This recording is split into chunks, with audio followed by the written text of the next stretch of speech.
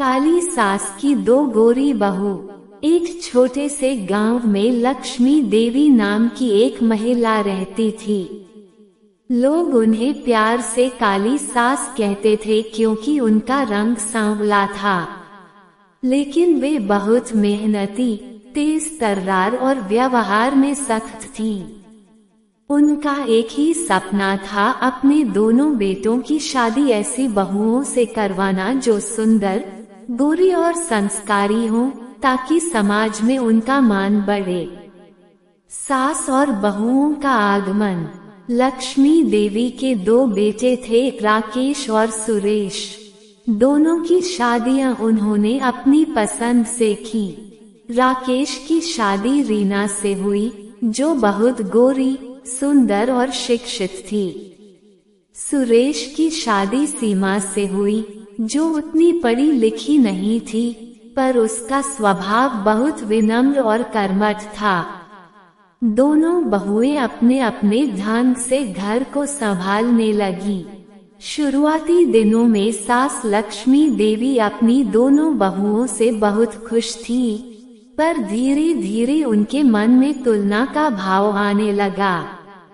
रसोई की जंग की शुरुआत। एक दिन सुबह का समय था। दोनों बहुएं रसोई में थीं। रीना ने पीले रंग का सूट पहना था और सीमा ने गुलाबी रंग का।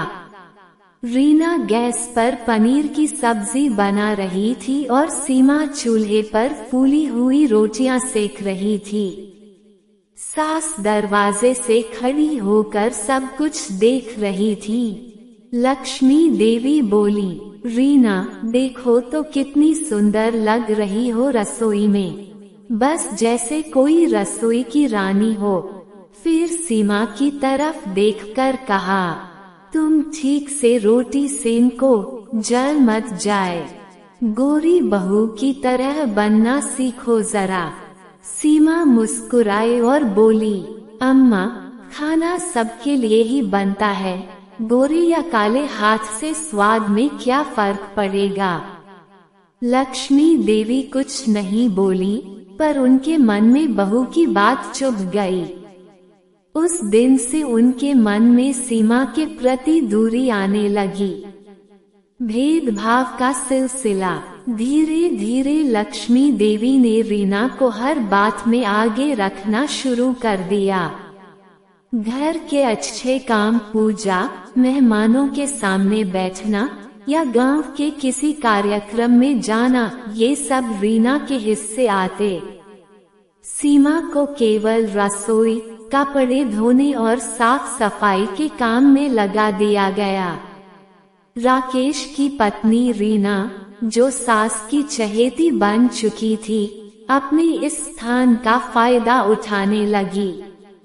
वह सीमा को अक्सर नीचा दिखाती और कहती, अरे भाभी, तुम्हारे जैसे लोग तो बस रोटी बेलने के लिए ही बने हैं, हमें तो घर की शान बढ़ाने के लिए लाया गया है। सीमा सब कुछ चुपचाप सहन करती, लेकिन कभी जवाब नहीं देती थी। उसका मानना था कि बोलने से नहीं, करने से सबका दिल जीता जा सकता है। सीमा की मेहनत और सच्चाई। समय बीतता गया।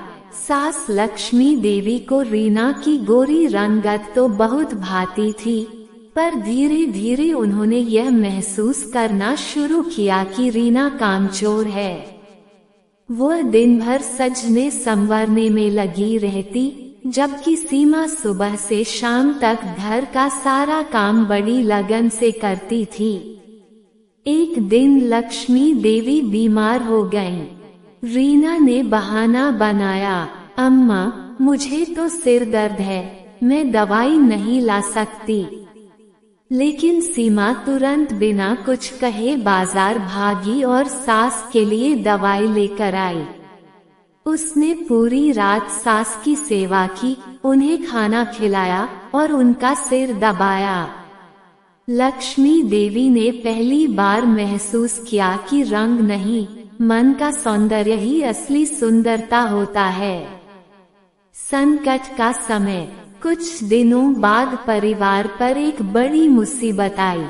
खेत में आग लग गई और बहुत नुकसान हुआ। घर के सारे पुरुष खेत में आग बुझाने गए। घर में केवल दोनों बहुएं और सास थी। आग इतनी तेज थी कि घर तक पहुंचने का खतरा था। रीना डरकर कमरे में बंद हो गई, जबकि सीमा दौड़कर पानी की बाल्टियां भरने लगी। सास ने भी उसका साथ दिया। दोनों ने मिलकर घर को आग से बचा लिया। जब राकेश और सुरेश लौटे तो उन्हें देखकर दंग रह गए कि सीमा ने पूरा घर बचा लिया था। राकेश को अपनी पत्नी रीना पर गुस्सा आया और लक्ष्मी देवी की आंखों में पहली बार सीमा के लिए सम्मान छलक उठा। सास का मन परिवर्तन। उस रात सास लक्ष्मी देवी बहुत देर तक सोचती रहीं। उन्होंने अपने जीवन में पहली बार महसूस किया कि उन्होंने रंग देखकर गलतियों की थी। उन्होंने दोनों बहुओं को बुलाया और कहा, रीना, सीमा, आज मैं तुम दोनों से माफी मांगती हूँ। मैंने तुम्हें रंग से तौला, दिल से नहीं। लेकिन अब समझ में आ गया कि गोरे चेहरे में अगर आलस हो और काले चेहरे में सच्चाई, तो सच्चाई ही सबसे सुंदर होती है। सीमा ने सास के पैर छुए और बोली, अम्मा, मैं तो आपकी बेटी जैसी हूँ। अगर आपने मुझे कभी डांटा भी तो वो मेरे भले के लिए ही था।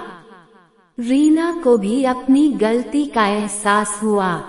उसने सीमा से माफी मांगी और कहा, भाभी, मुझे माफ कर दो।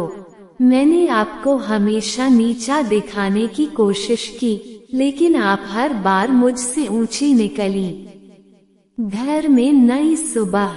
उस दिन के बाद घर का माहौल पूरी तरह बदल गया। अब सास किसी में भेदभाव नहीं करती थी। दोनों बहुएं मिलजुल कर काम करती और घर हमेशा खुशियों से भरा रहता।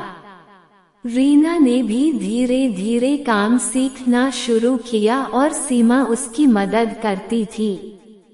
सास लक्ष्मी देवी हर दिन भगवान से यही प्रार्थना करती, हे प्रभु, मुझे माफ कर दो। अब मैं रंग नहीं, कर्म को देखूंगी। कहानी का संदेश।